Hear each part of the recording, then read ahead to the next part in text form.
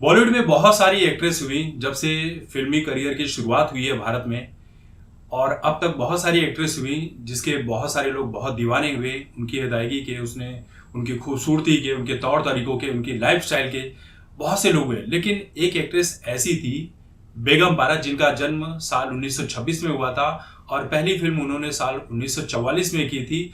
और आखिरी फिल्म जो थी वो 2007 की सावरिया फिल्म में उसने उन्होंने सकीना की दादी का किरदार निभाया था।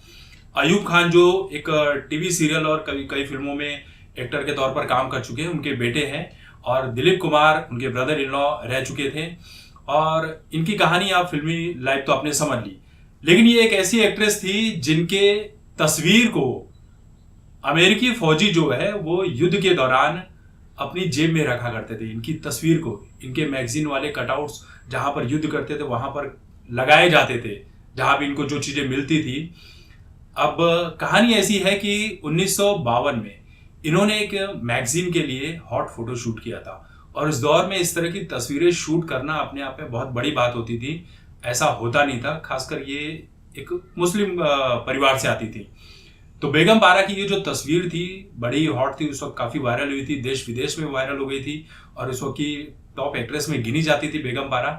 तो उनकी वो तस्वीर आप देख ही रहे हैं स्क्रीन के ऊपर, थंबनेल में भी देख लीजिएगा।